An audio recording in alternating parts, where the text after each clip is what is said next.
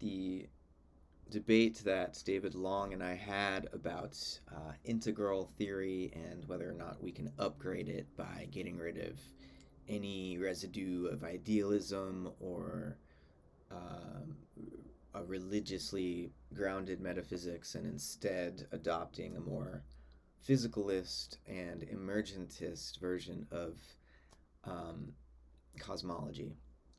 And that debate has been posted now by Bruce Alderman on the integral stage, and I'll link to it here. And I hope it's 2 hours long. I hope it's interesting to people and valuable, at least to see what's at stake in this type of conversation. There's been a bit of dispute already between David and Bruce and me, though I don't really feel I want the video to stay up. David was asking for it to be taken down. He didn't like the framing that Bruce um, added in the title, and Bruce and I are both kind of a little bit confused because we had talked about the framing before having the debate, and it seemed like we were more or less clear that we were hoping for dialogue, but it might become a debate. And I never claimed to want to really defend idealism, which is what David ended up wanting to attack in a particular kind of idealism, cosmological idealism. I mean, I did try to lay out the context for why I thought I needed initially to respond to David's critiques of idealism, but that ultimately I thought that idealism and materialism or physicalism, which I don't mean pejoratively, like as I say, David doesn't like being called a materialist because he thinks it has all kinds of rhetorical baggage that it means you're a bad person. Basically, if you're a materialist, like you're just some kind of hedonistic consumer or something. And that's not what I mean by materialism. As I argue in our debate, I actually argued that eliminative materialism was the more rigorous position that I would rather debate against, and the more respectable position than something like emergentism, which, again, in the debate I lay out, is either a form of epiphenomenalism or a form of dualism. And there are problems with both of those positions. Um, so anyways, I think the video is going to stay up, and hopefully at some point David and I can have a conversation again to work out some of these differences. In a few minutes, or actually about an hour, I'm going to be dialoguing with John Vervaeke, and it's Wednesday. We're talking at 11:30 a.m. I'm not exactly sure when our dialogue will be posted or who will post it, but I'll share it on my channel one way or another. And what I'm hoping that John and I can talk about will be related to this whole debate I've been having with David, because part of the issue has been, David thinks I'm. I think he imagines me as like somehow psychologizing all of reality, like I'm putting the subject or subjectivity or consciousness at the center and making everything derivative from that. And that's not what evolutionary panpsychism is actually arguing. Um, and David wants to have a conversation about cosmology, which is also the conversation I want to have. But for me, the cosmological question is like, how did the human psyche and the human intellect, how did scientific knowledge become something that it was possible for an animal organism evolved from, physiochemical processes? How did it become possible for an animal like us to exist? Like, what must the universe be? What must it be like? What must its principles of operation be such that something like an intelligent animal could emerge? And so, with that question, when we do cosmology, maybe one strategy is emergence, but I would need to see how it is that physics and chemistry become life. Like, and I've the best explanation for biogenesis that I've seen um, is Bruce Damer and David Deemer's theory, and Bruce and I have had a public dialogue, and hopefully he and I will continue to collaborate in some way. Um, he has an account of the origins of life that is showing how the cyclical um, the periodicity of our astronomical situation with the suns and the rotation of the earth day night, and the moon with the tides, and also a geological periodicity. He thinks that life emerged in shallow freshwater ponds on volcanic islands that formed at the very early stages of Earth evolution. This is in uh, contrast to what is still the more dominant theory, but that, I think the hot spring origin of life theory that Bruce and his colleagues are developing is becoming more respected because of it's easier for the chemistry of life to emerge in fresh water than it is in salt water, where there's this deep sea hydrothermal vent theory, right? It's harder for these bilipid membranes to stabilize in salt water because the way the salt crystals tear up the lipids, whereas in fresh water it's easier. And so Bruce has this beautiful theory that I think gets us close, but I also think that we need to. Well, where did this astronomical and geological periodicity come from in the first place? What is the real nature of matter? This is the question I have for someone like Bruce Damer or anyone who wants to explain the emergence of life from a matter that is imagined to be just pure extension, geometrical, as if nature was just geometrical tumbling. And this is the strange idealism of materialism, right? Because ultimately, reductionistic physics has uncovered that there is no tangible substance down there, right? Atoms are not little BBs. It turns out that what nature finally is energetic pattern, and we can be very precise and mathematical about the probabilities of how those patterns unfold in what we call space-time. But theoretically, in physics, there's this huge division between relativity and quantum theory, and one's continuous, relativity theory, one's discontinuous.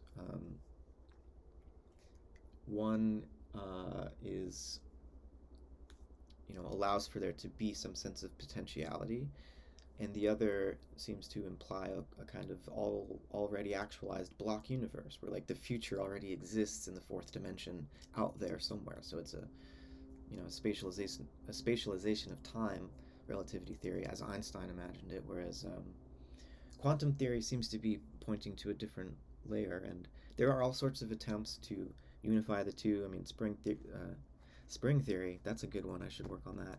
But string theory is one of the approaches. It's highly speculative. There's not really any way to test it. A lot of people question whether it's even science. And then, there's like quantum gravity, different approaches. Carlo Rovelli has an approach, loop quantum gravity, and then there's this cool group in California working on quantum gravity in a different way as some sort of a polyhedral field. And I guess that's, Rovelli's team is also imagining that there's some sort of, the triangle form is like at the base of a discontinuous substratum, quantum substratum prior to space-time. That space-time is some sort of a blurring due to our sort of subjective position within this process. In any event, cosmology is remains a very speculative discipline. We have plenty of observations now and measurements that the ancients never had before when they developed their cosmologies.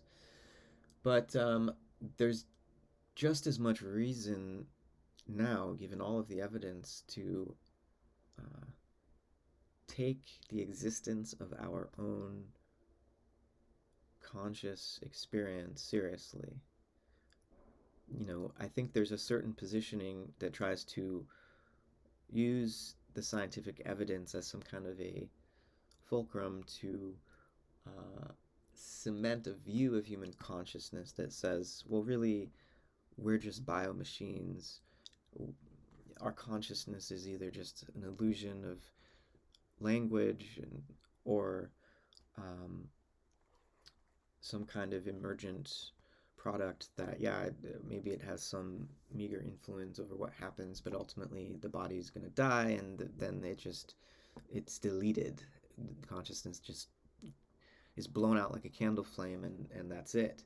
It's as if it never existed because the subjective perspective that was there while the person was alive is not in any way a fundamental part of the nature of reality. It's a sort of extra puff of smoke that comes out the outside and isn't relevant to the gears that control how the machine works. As Descartes used to say about non-human animals, when you dissect them, you hear a bunch of screaming as if and squealing as if there was pain being experienced, but that's just like the squeaking of gears, right? So ultimately, I think from an eliminative materialist point of view, the more rigorous point of view, that it's not like, oh, well, ultimately it's all matter, but something emerges that kind of is special and does something else. Like, no, the eliminative materialist is just like, no, if it's all material, and science has revealed that the universe is non-teleological, radically non-teleological, and ultimately just inert matter energy in motion through empty space, then there's no consciousness. We need to give up this freedom and culture, um, and so my response to the eliminative materialist is not to say that consciousness is now the must be recognized as the ground of being. I don't think it is. I think consciousness, as humans experience it, is emergent from some simpler, more um, elementary physical processes. But the question for me, the question I have for the eliminative materialist is, well, what do you mean by matter? What do you mean by energy? And I mean, because ultimately, yeah, it's mathematical patterns that we're talking about. This is the strange idealism of materialism. There's mathematical pattern, but it's, if you want to be a realist, which I think the materialist does, then what do we say the content of these mathematical patterns is? Like, what makes the pattern real? And for me, what makes it real is the feeling associated with that physical process. Because otherwise, it's just abstract form that's being described. And so, if we're going to give the equations of physics like real life and blood, flesh and blood, then I think the way we do that with the minimal assumptions is to say that, well, it's feeling. Energy is a vector feeling, and at the quantum scale, it's very simple. These feelings, they're mostly just the enjoyment of the past and the transmission of that enjoyment into the future, right? That's what experience is. It's this tension between past actualities and future possibilities, and that tension comes in various grades and modalities, but it goes all the way down in one form or another. Otherwise, there's no time. Otherwise, there's no space. Otherwise, there's no causality. And so, the evolutionary panpsychism is trying to explain what causality is. Materialistic physics doesn't, it just assumes causality. Um, Evolutionary panpsychism is trying to understand how it is that you can get from physical processes with very simple um, near mechanisms of inheritance and propagation um, of energetic patterns from the past into the future, how you get from that to more complex forms of energy transmission.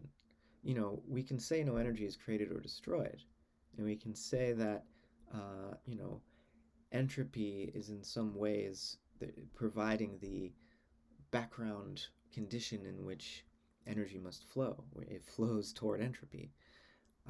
But even with those premises, we can still understand the way that far from equilibrium open thermodynamic systems can complexify, and how the vector feelings of energy can become turned in upon themselves such that cellular life emerges, or um, multicellular life, and eventually language using speaking animals like human beings. And there's continuity here, right? We're never asking for a leap from mere surfaces colliding to interiorities emoting and communicating, right? There's no need for a leap, because from the very beginning there was a simple form of semiosis going on, a simple form of feeling.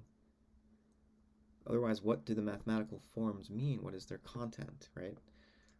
How do we avoid this materialism or physicalism rooted in mathematical form, as contemporary physics is, from becoming idealism unless we give the equations uh, some content? And so, um, one of the ways that I want to frame this when I talk to John later this morning is, there's a materialist cosmology that wants us to understand how our consciousness came out of a more primary process that is, physical and biological, and that our consciousness is in some way beholden to those stages. And what I think we need to also, that's valid, right? We need to understand how our consciousness came out of that process. But the reason that physical science isn't doesn't have the final say on the nature of our consciousness is that, like, we have to begin more phenomenologically and contemplatively, contemplatively, I think, because or spiritually even, because where do we begin in our quest for knowledge about the universe or about anything? We begin as embodied human beings. We were born out of our mothers as a result of you know sexuality, as a result of we come from parents and out of our mothers. I don't remember really waking up to myself for the first time.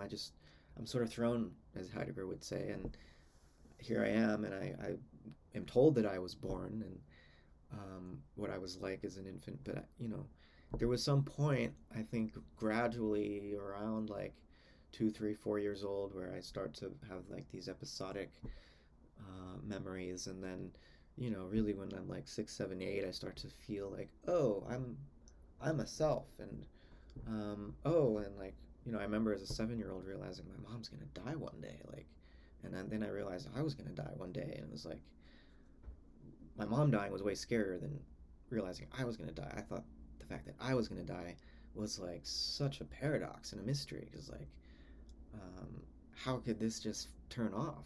Like, how could I just not exist anymore?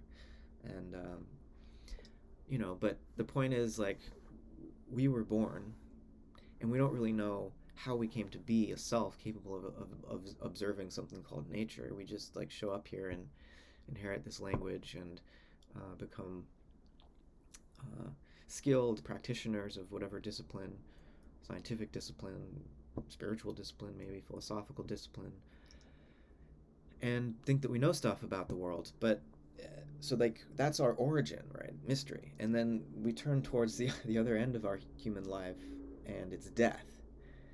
And we see other people die, and like their body goes limp, and rigor mortis sets in, and it's like, oh well, whoever they were is gone from our point of view, right? So we can burn the body or bury the body. Maybe cultures and still many people today would want to honor the body.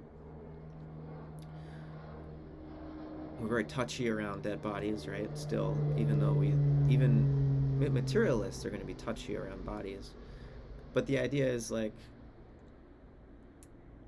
there's one point of view that is more and more dominant these days, that well, they're just gone, and maybe we can talk to each other as if they're still here in some metaphorical way. They are still here, like as we remember them. But it's harder and harder to believe that there's any continuity in whatever form after death. And I think, as Socrates points out in the Phaedo, like,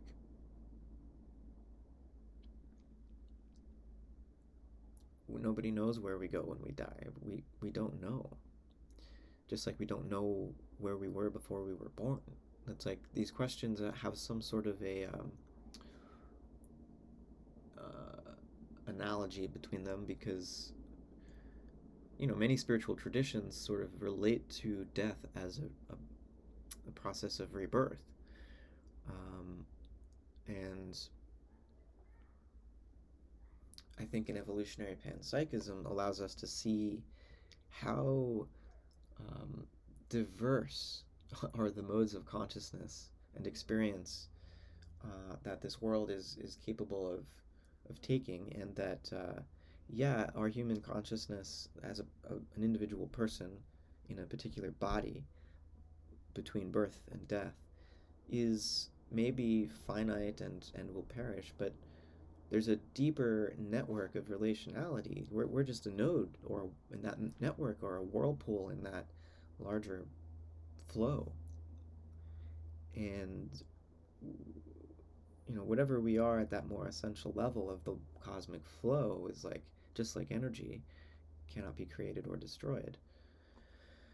And so the question for me is not so much to bang our heads against, like, what happens to my ego after I die? It's more, well, what do you think your ego is here and now in this life? And how can we better plug into that cosmic flow of energy and feeling and value? How can we better plug into that while we're still incarnate and alive? And who knows where we came from before we were born, or where we're going to go after we die, but maybe the answer to those questions is actually, if only we would become sensitive to it, present right here, so obviously that we take it for granted and don't even notice it. And so ultimately for me, when I use a word like God, it's never going to be, I'm not using it to signify something beyond or transcendent. It's God is what is happening here and now between us, and I mean us like human people in dialogue, but us as a whole cosmic community, us as the oxygen and nitrogen and carbon atoms in the air that we're breathing, and that allows the vibration of my voice to reach the microphone in my computer. And I'm talking about the community of beings that includes even the electrons that are transmitting an encoded version of my voice as it vibrates in the air to you, to speakers that will reproduce a vibration in the air of my voice. Like, all of these processes of energy transmission are experiential. Like, these electrons, these air molecules are organisms that are part of our ecology that make our life process possible. And of course, all the other plants and animals on this planet, the bacteria in and around us. This is the community of beings that is in communion with one another, and that communion, that ongoing interrelationality is what I mean by God. And we just don't notice it most of the time. And spiritual practice, I think, is cultivating that awareness. And we can do it individually. We could do it even better in community through ritual practice, liturgical performance, and sort of participatory symbolic enactment. And an atheist might try to dismiss all of this as wish fulfillment or something and psychologize it away, but I think actually ritual performance and symbolic enactment, the stuff that we usually call religion, serves a cosmological function and an anthropological function, in that and there's plenty of ways to do religion that miss the point, I think. So it's not like all symbolic enactments are created equal. But I think the point of a healthy religious expression and ritual performance is to bring ourselves as human beings into alignment with the values of the older and wider cosmic feelings that shape us and that gave birth to us. And so, in that sense, religion's not opposed to science because that's what science is trying to do too, become more sensitive to the world that we actually inhabit. And in an evolutionary panpsychist cosmology, the world we actually inhabit is more like a community of organisms, an ecology, than it is a collection of objects or a machine. Um, and so, yeah, how do we do cosmology not just imagining ourselves as a disembodied intellect inside of a space time container, but as a fully incarnate soul that was born and that will die? We're bounded not by a spatial container, uh, but by um, a process of generational inheritance and propagation. Like we are um, parts embedded in a whole, embedded in in and nested in other holes, and the whole is nested within us too. So we're not just we're holons, right? To use Koestler's term. Um, and so we need to not dismiss the idea of space and regress into a form of absolute idealism. No, no, no. Space is perfectly real, but what space is the relational matrix that provides for a it provides a stage upon which organisms can relate to one another, right? So space is not already there pre-existent and then like matter and organisms sort of floating inside of it. Space is brought forth by the relationships among organisms. Like there's no space before electromagnetic radiation, and electromagnetic radiation, right, is the rhythmic propagation of energy, which is itself um, made up in Whitehead's terms of actual occasions of experience. What else could it be made up of? Just mathematical equations? Like those don't actually exist. They're describing something that does, and what they're describing in Whitehead's view is energy vectors, which are also vector feelings that are very simple at first, right? So, anyways, that's 30 minutes long. Good grief, it's hard to say anything in a short amount of time, but I'm just thinking out loud as I get ready to talk to John Vervaeke in a little bit here. So, hope that's interesting and provides some context for a lot of the conversations I've been in recently.